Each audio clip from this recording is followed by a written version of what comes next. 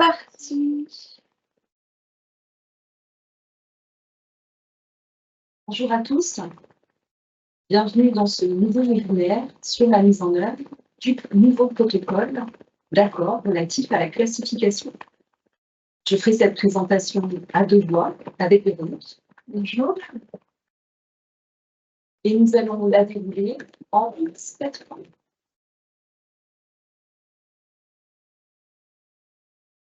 Alors, il faut que je passe à la fête. Merci. Premier point, un rappel du contexte. Vous le savez, les partenaires sociaux au niveau du CANS ont conclu un accord le 22 novembre 2024 qui porte sur un nouveau système de classification et de rémunération. Cet accord a été agréé le 20 mars 2025 et le précédent protocole a plus de 20 ans, ce qui montre bien l'importance de cette évolution. Nous avons à ce jour une consultation auprès du CSE de l'Hexagonal, pas sur la mise en œuvre de la classification qui a été signée au niveau national, et qui, à force qui lui est donnée par l'agrément, mais sur la mise en œuvre de cette classification au sein de l'Hexagonal. C'est pourquoi nous allons rester très prudentes dans les termes utilisés, puisque nous parlerons toujours de projet de mise en œuvre à l'Hexagonal, puisque cela reste un projet tant que nous n'avons pas l'avis du CSE. Cet avis doit être rendu le 20 mai, lors du prochain échange que nous aurons avec le CSE, ce qui me permet de vous donner rapidement le calendrier que nous avons eu avec les instances. Nous avons fait une première présentation de la classification le 15 avril. Nous avons eu de nouveaux échanges hier avec le CSE. Aux différentes étapes, nous avons fourni des documents complémentaires. Certains sont encore à produire, d'où l'échange du 20 mai, qui permettra, nous l'espérons, d'avoir un avis de notre CSE pour garantir la mise en œuvre de la classification dans les délais impartis. Un rappel, là aussi vous le savez, si vous avez regardé les publications réalisées par l'UCANS sur le contenu de la classification, celle-ci comprend 3 enjeux principaux. Premier enjeu, attirer de nouveaux collaborateurs au sein des organismes de sécurité sociale dans le cadre d'un marché du travail qui, depuis quelques années, est plus tendu qu'il ne l'était auparavant. Pour attirer, l'élément essentiel, il y en a d'autres bien sûr, mais celui qui, moi, je souhaite vous donner l'exemple maintenant, c'est le relèvement de l'ensemble des coefficients d'embauche de chaque élève. Deuxième enjeu principal, fidéliser. Une fois que les gens ont intégré l'institution, ce qui est quand même mieux, c'est qu'ils puissent y rester. Donc, pour qu'ils puissent y rester, un certain nombre de perspectives de carrière sont offertes par la classification qui devraient nous permettre de limiter le turnover de nos effectifs. Enfin, attirer, fidéliser, dernier point, adapter. Cette classification est adaptable pour permettre de prendre en compte les spécificités des différentes branches de la sécurité sociale, la diversité des activités des organismes et les évolutions à venir. Ce rappel du contexte, la présentation des principes généraux de la classification. Le point 2, je vous rappelle, on a cette phrase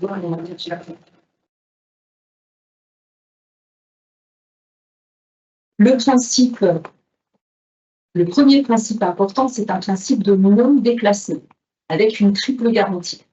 Une garantie de rémunération, une garantie de niveau et une garantie de statut, avec le maintien du statut cadre. À chaque fois, dans le tableau qui est affiché, vous avez la situation actuelle issue de l'accord de 2004, donc accord qui a 20 ans, un peu plus de 20 ans, et les évolutions apportées par le nouvel accord de 2024. Ça vous permet de faire le comparatif à chaque fois. Sur le premier point qui concerne la rénovation des grilles, jusqu'à présent, il y a 10 niveaux pour la grille administrative. La nouvelle classification crée 2 niveaux supplémentaires, le niveau 4B et le niveau 5C. On passe donc de 10 niveaux à 12 niveaux. Jusqu'à présent, il y avait aussi un plafonnement des plages d'évolution salariale, des différents niveaux. La nouvelle classification supprime ce plafonnement. Les coefficients d'entrée, comme je vous l'ai indiqué tout à l'heure, sont tous revalorisés pour attirer de nouveaux salariés au sein de notre institution. Et enfin, les mesures spécifiques qui avaient été mises en œuvre, puisque la précédente classification datait d'il y a plus de 20 ans, pour garantir une adaptation de celle-ci et des évolutions générales de la rémunération, ces différents points sont intégrés dans la nouvelle classification. Je ne vais pas les détailler parce que ce serait un petit peu technique. Toujours sur la rénovation des grilles, jusqu'à présent, il n'y avait pas de définition conventionnelle du statut cadre. Avec la nouvelle classification, il y a un statut cadre défini conventionnellement à partir du niveau 5A. Je reste sur la grille administrative parce que c'est la quasi-totalité de notre personnel placé sur la grille administrative. S'agissant maintenant des repères, les fameux emplois repères dont vous avez dû entendre parler, sur lesquels vous avez vu un certain nombre d'éléments dans le cadre de communication, je pense que nous allons relayer. Dans la classification précédente, il existait des critères classants permettant de positionner les emplois et les métiers. La nouvelle classification prévoit toujours des critères classants, mais elle va beaucoup plus loin, puisqu'elle prévoit une méthode de positionnement des emplois et des métiers sur la base de ces critères, et qu'elle crée aussi ce qu'on appelle des emplois repères, des emplois et des métiers repères, qui sont positionnés nationalement dans les grilles et les niveaux de classification. Ces emplois repères, créés et existants au niveau national, correspondent à 75% des effectifs de nos organismes. Donc, les emplois qui sont dits non repérés ou repérés au niveau local représentent 25% de nos effectifs.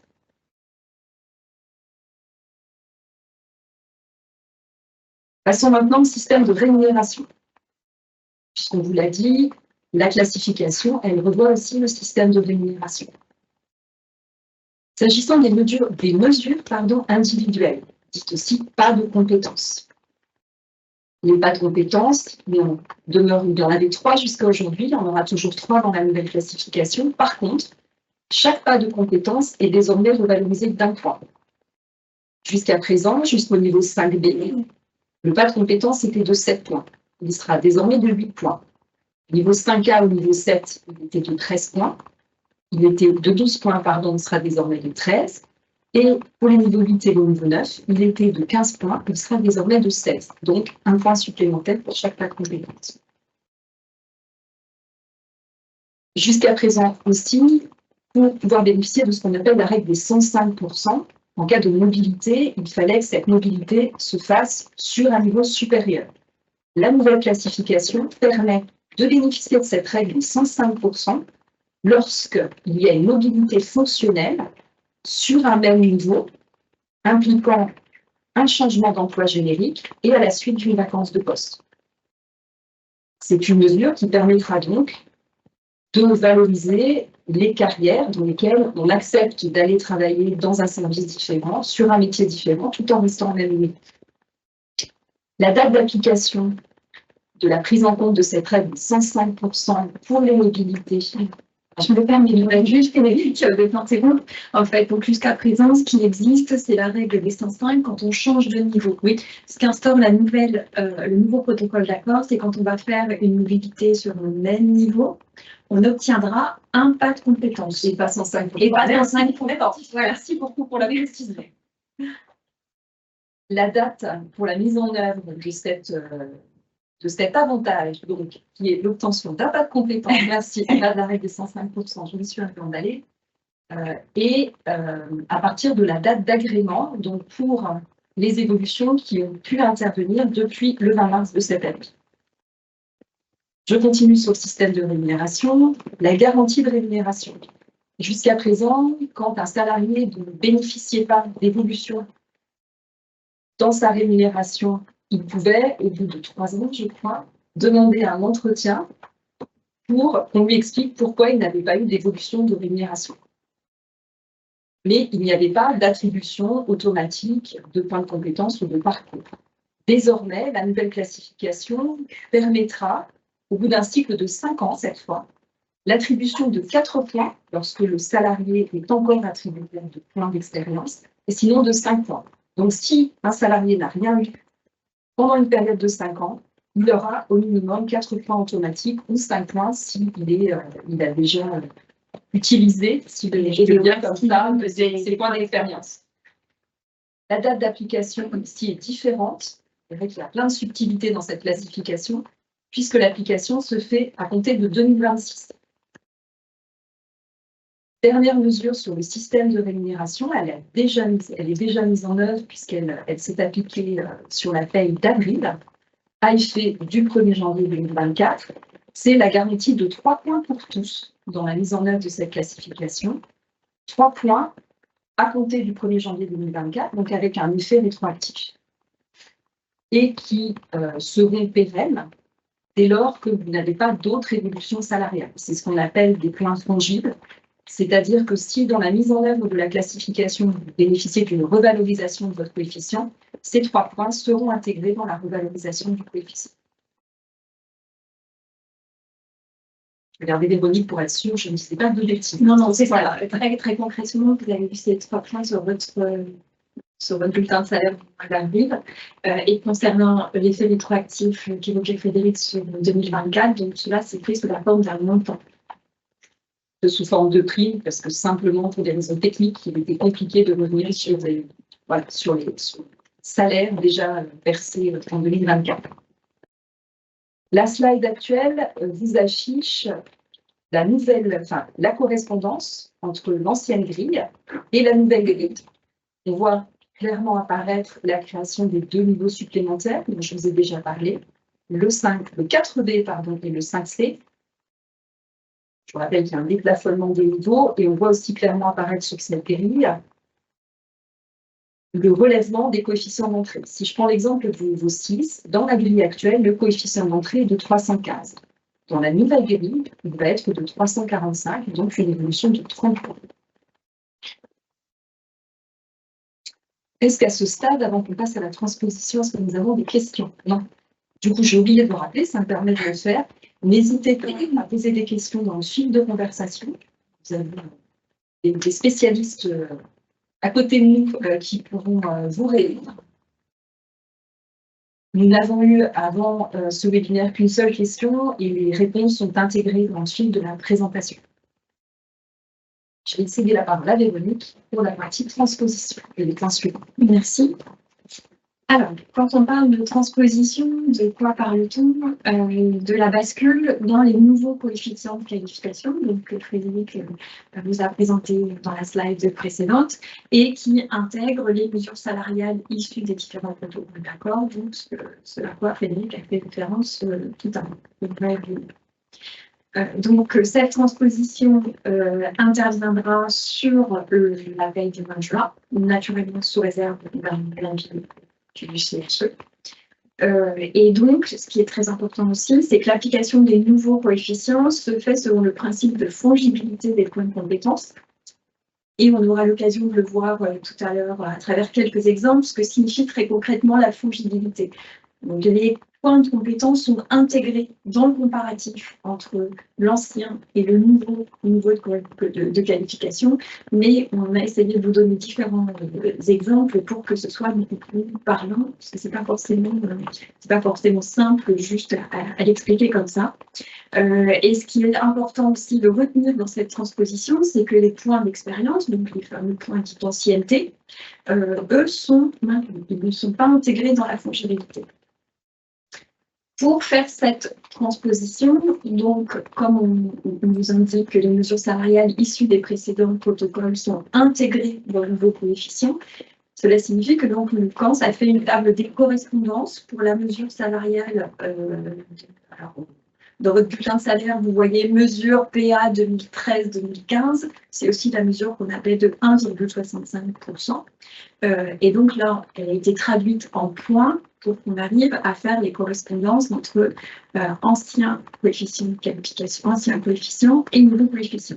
Donc, il y a une table de correspondance qui vous est affichée. Donc, on va passer à quelques exemples, ce qui est toujours plus simple et plus parlant. Simple, je ne sais pas, mais en tout cas plus parlant. Donc, on a pris différents exemples sur différents niveaux et avec ou sans points d'expérience.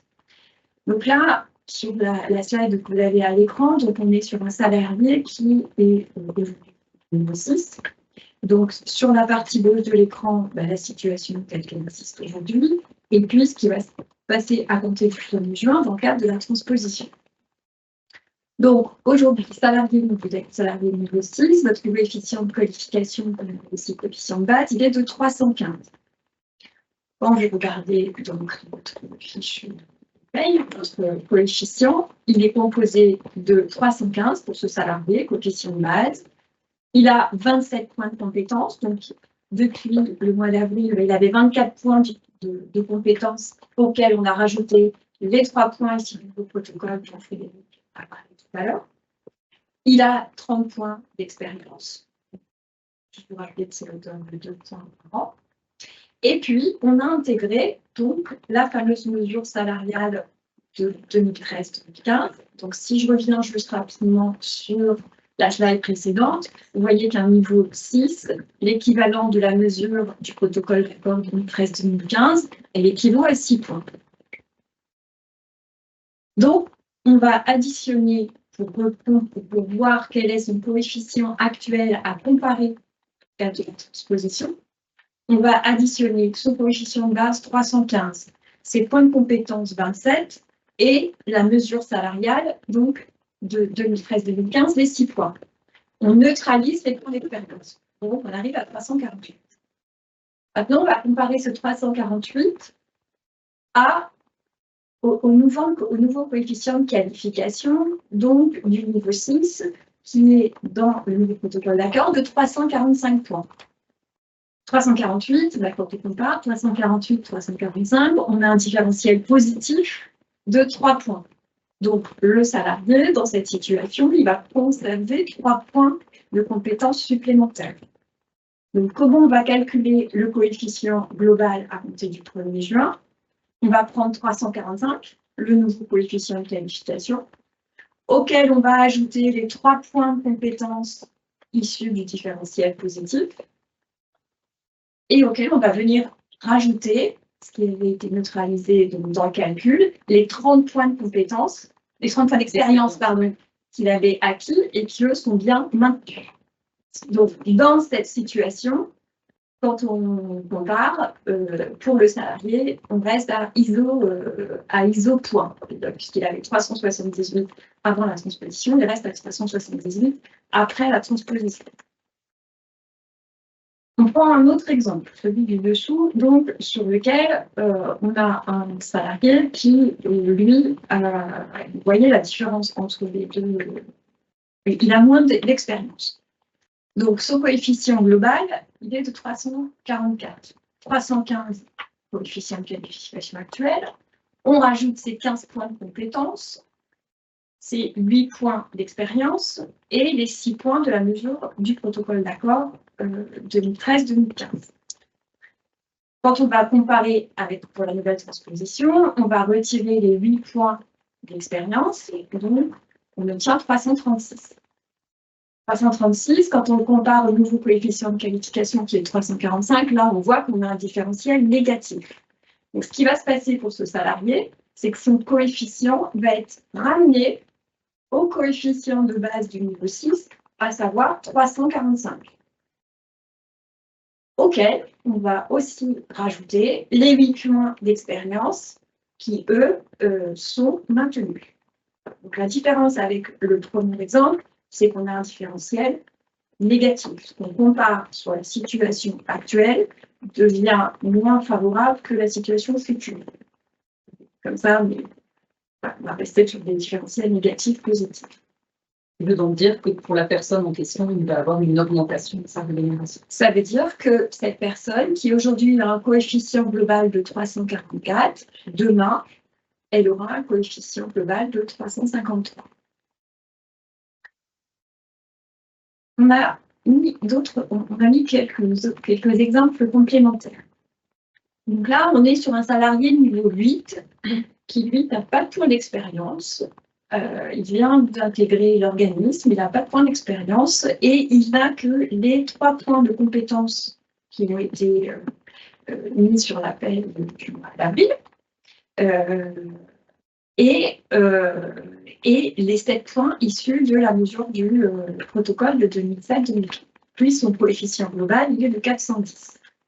Si on regarde le 410 par rapport au nouveau coefficient de qualification, là aussi, on est sur un différentiel négatif. Donc, comme dans l'exemple de tout à l'heure, son coefficient sera ramené au coefficient de qualification actuel, donc 420. Donc, il passe de 410 à 4%. Là aussi, une augmentation. Là aussi, une augmentation.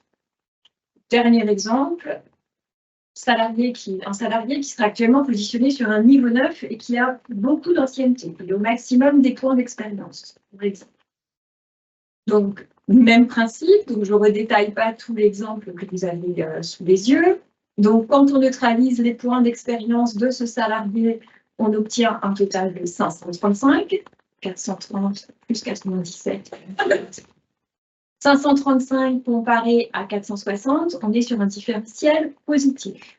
Donc là, le salarié va conserver le différentiel, les 75 points de compétences supplémentaires.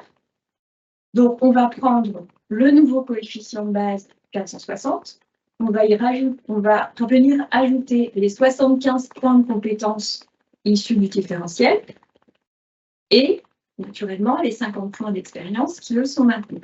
On obtient un nouveau total de 585 et on voit que pour ce salarié qui avait un coefficient déjà global de 585, il y a un maintien du coefficient développé. Je ne sais pas si, à ce stade, on a des questions. Non. Alors, si, il y en a une. Donc, on va être rejoint. Maud va venir nous rejoindre.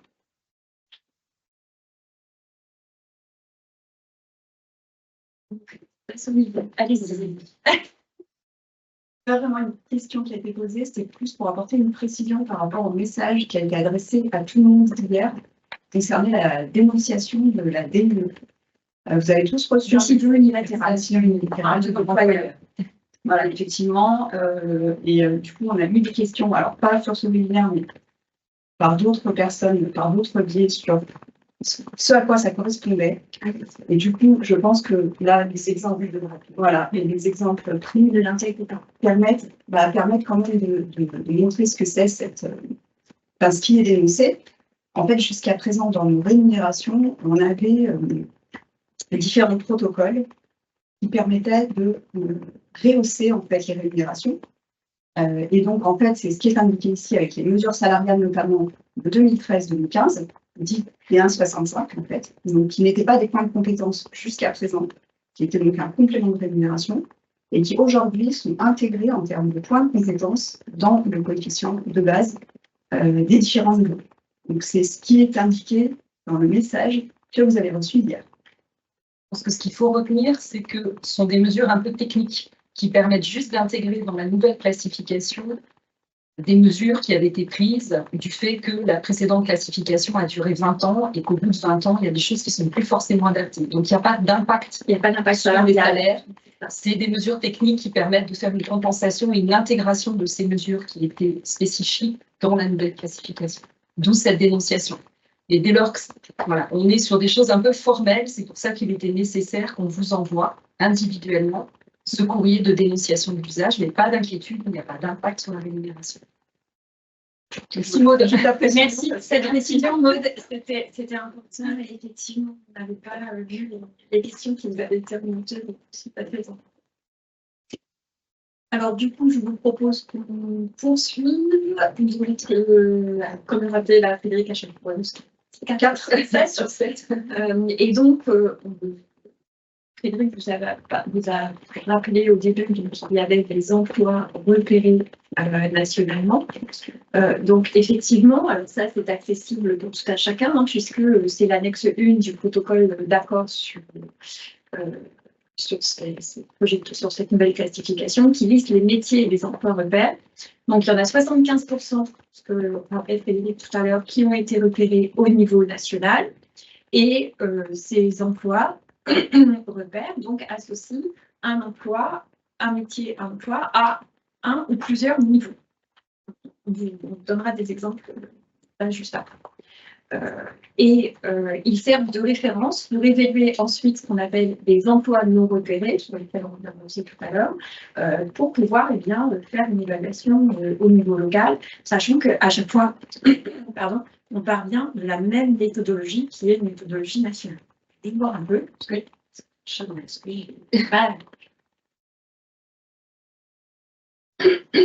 alors, ce qui est important de retenir aussi par rapport à ces emplois repérés, chacun peut se dire, bah oui, mais bon, qu'est-ce qui se passe si l'emploi repéré au niveau national ne correspond pas au niveau que j'ai actuellement? Alors, si par rapport au niveau de classification actuel, un collaborateur a un niveau qui est inférieur au niveau d'entrée de l'emploi repéré, il sera automatiquement repositionné sur ce niveau dit d'entrée, ou ce niveau de qualification minimum. Si aujourd'hui le collaborateur est sur un niveau qui correspond à l'un des niveaux du repère, il est transposé, pardon, il n'est pas transformé, mais il est transposé à ISO niveau. Dernière situation, au niveau national, donc la méthode fait apparaître un niveau d'entrée, 2 niveaux complémentaires, et vous êtes un salarié et à un niveau supplémentaire au niveau maximum qui a été repéré au niveau national, et bien ce collaborateur conservera à titre dérogatoire son niveau de qualification. Donc c'est ce que précisait Frédéric tout à l'heure, qui est très important. Il y a bien un maintien du niveau du statut, pas de perte. Alors, à quoi ça ressemble ces emplois repérés? Vous avez des noms, à la fois sur le niveau d'entrée et la plage d'évolution. Différents métiers, puisque c'est un protocole qui est interbranche. Si on prend l'exemple du gestionnaire au recouvrement, donc le niveau d'entrée est 3.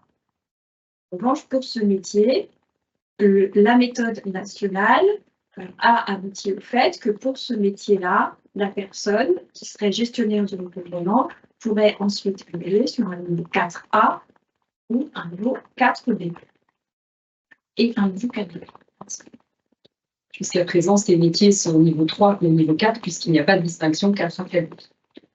Donc ça ouvre une perspective supplémentaire. Et ça donne de la visibilité aussi, puisque c'était souvent ce qui était amené, c'était quelle est la visibilité que l'on a sur notre développement de carrière. Et donc, on peut avoir aussi un développement de carrière en restant sur un même métier.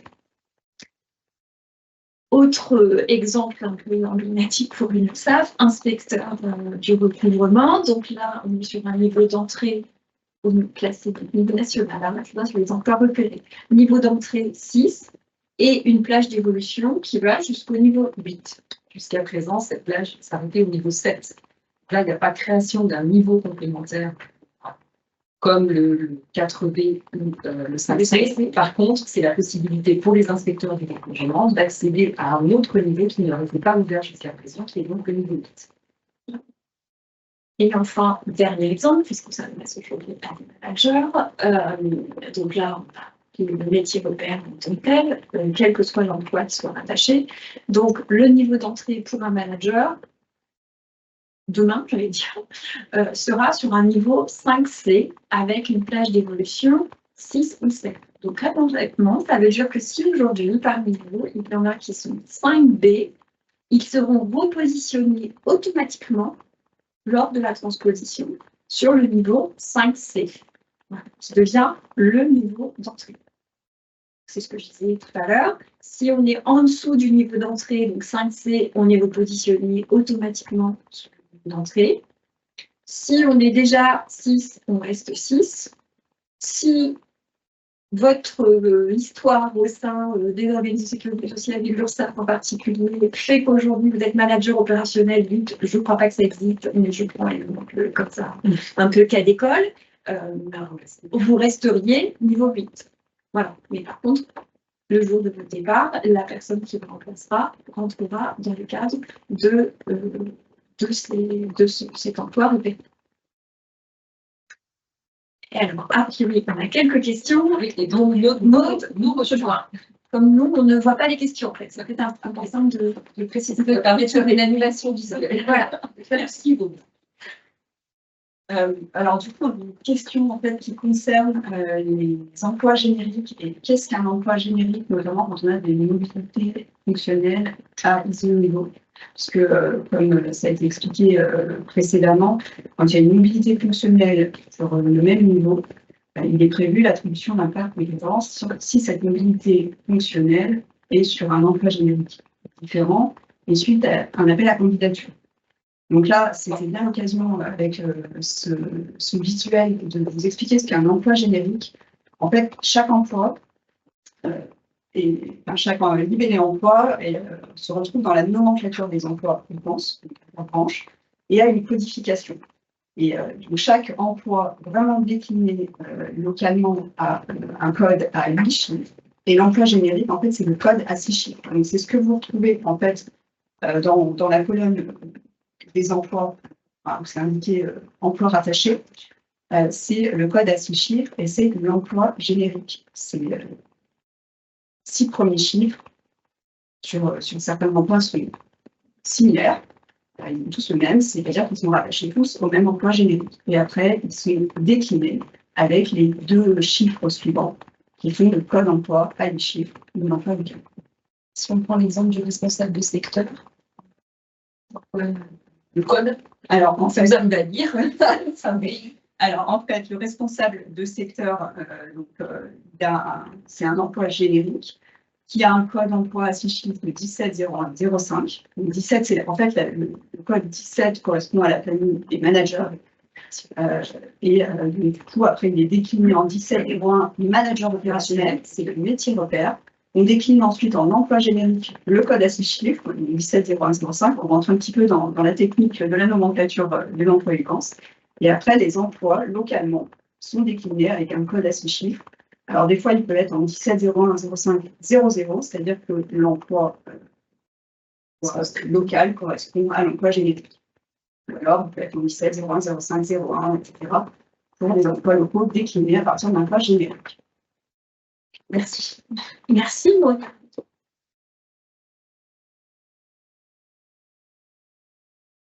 Donc, tout ce travail a été fait au niveau national, donc selon une méthode nationale avec des critères, tout à l'heure. Et il y a eu donc un travail qui a été fait sur des fiches descriptives d'un emploi repéré. Donc là, vous avez l'exemple de conseiller au fonds de service. Et en décrivant à chaque fois la finalité de l'emploi et puis les activités principales effectuées de façon très régulière par le salarié qui justifie le fait qu'il soit positionné sur un niveau plutôt qu'un autre, notamment quand il y a une plage d'évolution, puisque pour les emplois non repérés, il peut aussi y avoir des emplois pour lesquels on a un niveau et il n'y a pas encore eu de plage d'évolution. Donc voilà tout le travail, là pour l'instant, tout le travail qui a été réalisé au niveau national quand on parle des emplois repères. Donc, si on parle d'emploi repère, ça veut dire qu'on parle aussi d'emploi non repéré, 0,5, donc là, 25% de notre effectif. Et donc, ce qui signifie qu'au niveau local, ils ont été cotés en fonction de la méthodologie nationale, donc la même qui a été utilisée pour les emplois repères, sur la base de 5 critères: la connaissance et la technicité, la complexité, l'autonomie, les relations et la communication, et l'animation et le management.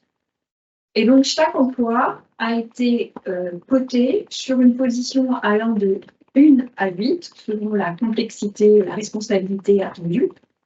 Et en fait, tout ça a donné un nombre de points. Et à chaque nombre de points obtenus, fourchette, bien entendu, est associé un niveau. Je ne vais pas vous détailler tous les points, tous les niveaux, parce que ça va être très compliqué. Mais ce qu'il faut retenir, c'est qu'il y a cette grille avec ces 5 critères.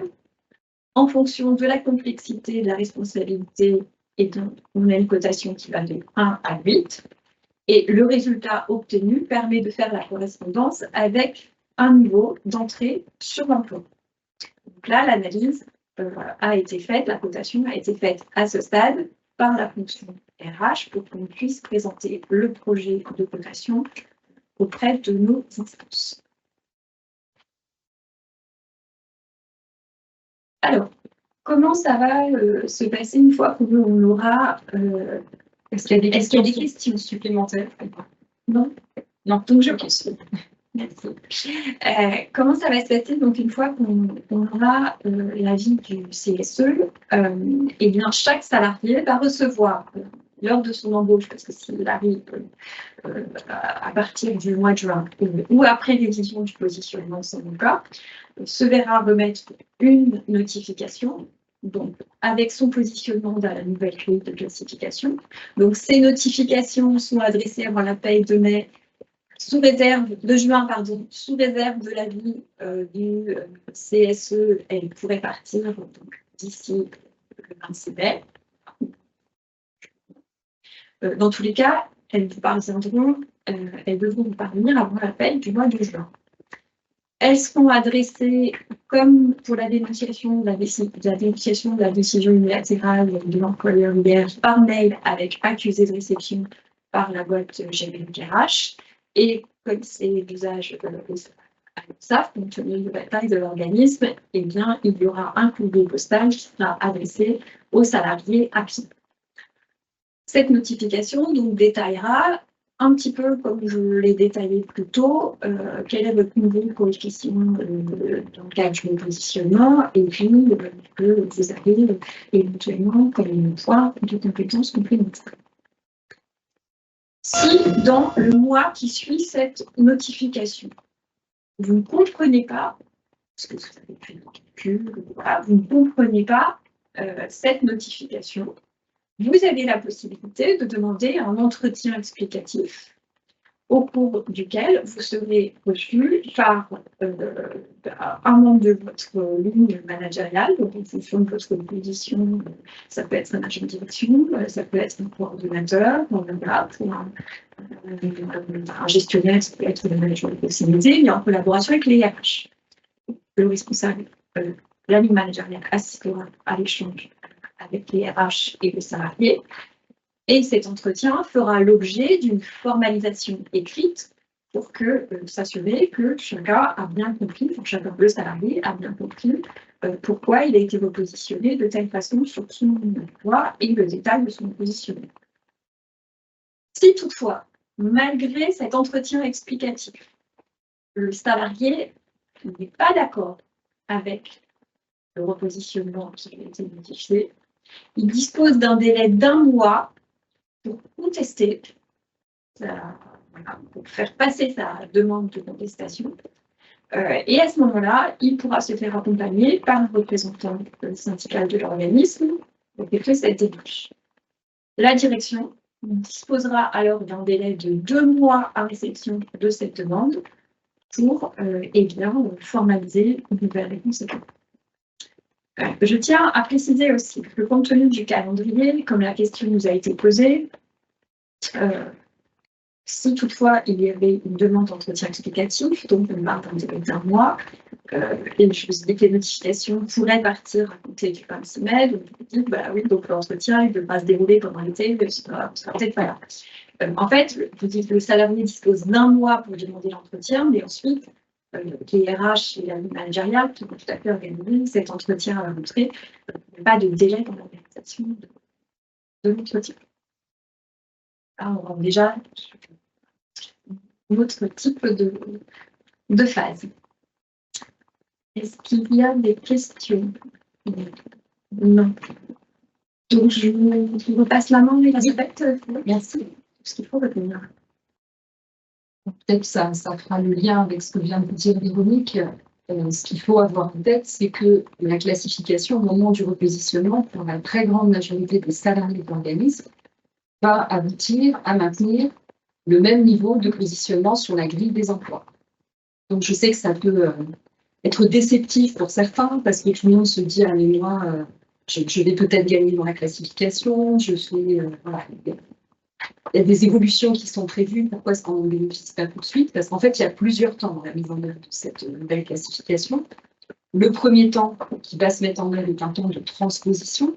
Donc, en dehors de quelques cas particuliers, dont celui qui a été indiqué pour les managers qui seraient en dessous du niveau 5C.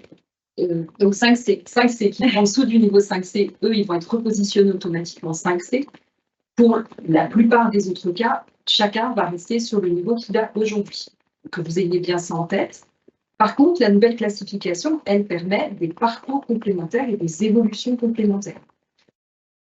La création des 2 niveaux supplémentaires va ouvrir des possibilités d'évolution pour un même métier qui n'existait pas auparavant.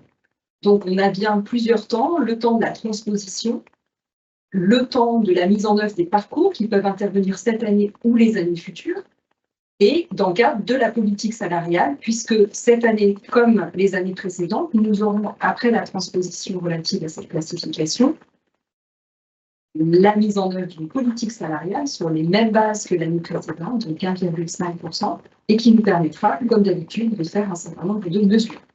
Je vais déjà anticiper sur le diapo, je vais vous afficher. Ce qu'il faut retenir, ce que nous aimerions que vous reteniez de ce webinaire. Sur la nouvelle classification, les coefficients d'entrée sont tous relevés pour permettre d'attirer davantage. Les niveaux sont déplafonnés pour permettre de fidéliser. 2 nouveaux niveaux sont créés pour permettre des parcours, le 4B et le 5C, et 75% des emplois sont repérés au niveau national et 25% font l'objet d'une étude au niveau local, avec l'utilisation d'une méthodologie nationale et un affichage des parcours possibles, ce qui donne de la visibilité, comme le disait Véronique tout à l'heure. Sur les parcours des emplois non repérés, qui sont plus spécifiques à notre organisation au niveau local, pour pouvoir tenir et respecter les délais de mise en œuvre de la nouvelle classification et notamment de cette phase transposition dont je viens de vous parler. Nous nous sommes concentrés pour l'instant sur la mise en œuvre de la transposition. Et donc, la question des parcours des emplois non repérés demande à être affinée. Et donc, pour ce faire, nous allons engager dans les mois à venir, dans les semaines et dans les mois à venir, un travail plus précis avec les fonctions, métiers et ressources, pour définir précisément les différents parcours qui seront faits dans l'organisme, qui sont possibles dans l'organisme. Un rappel du calendrier, la mise en œuvre de la nouvelle classification est prévue au 1er juin 2025. Encore, je le redis, sous réserve de l'avis du CSE, qui lui est prévu pour le 20 mai 2025. Nous avons prévu un webinaire avec l'ensemble des salariés le 7 juin 2025. Et bien entendu, si nous faisons cette présentation aujourd'hui, c'est pour que vous puissiez, vous, à votre niveau, être en capacité de répondre aux questions que vous pourriez déjà avoir et que vous ayez, vous, des premiers niveaux de compréhension sur les impacts de cette classification. La politique salariale, j'ai commencé à en parler. Ce que je voulais rajouter, c'est que dans la mesure, je pense que vous l'avez bien compris, la nouvelle classification, elle va avoir des impacts plus importants en termes de rémunération pour les nouveaux embauchés ou pour les gens qui viennent de changer de niveau, puisqu'elle relève les coefficients d'entrée. Nous avons décidé d'orienter notre politique salariale 2025 plus particulièrement vers les salariés expérimentés qui, eux, n'auront pas de bénéfice plus direct de la mise en œuvre de la classification. Dans le cadre de communiquer bien sûr sur ce salariat, sur la politique salariale. Je regarde juste pour voir si nous avons ou pas d'autres questions à ce stade. 6 juin. Le 6 juin. Le projet de webinaire avec les salariés le 6 juin. Merci, et pas le 7. Qui doit être un samedi, le 7, du coup. Donc, non, on ne fait pas de webinaire le samedi. Le samedi, mais rassurez-vous, ça fait pas partie des changements prévus. Merci pour cette précision. S'il n'y a pas d'autres questions, on vous remercie toutes les deux de votre attention. Nous espérons avoir été clairs sur un dispositif qui peut sembler un petit peu technique. Vous avez le support, il y a un certain nombre d'éléments qui vous ont déjà été communiqués. Peut-être aussi préciser qu'il est inutile aujourd'hui, puisque Véronique disait que certains salariés commencent à faire leurs calculs et commencent à saisir les RH en disant mais je vais être positionné comment ça va se passer. À ce stade, c'est beaucoup trop tôt. Nous sommes donc sur la phase de mise en œuvre. Chacun va recevoir sa notification et c'est qu'une fois que la notification sera reçue que cet échange, s'il est nécessaire, pourra intervenir. Merci pour votre écoute. À bientôt. Bonne journée. Au revoir.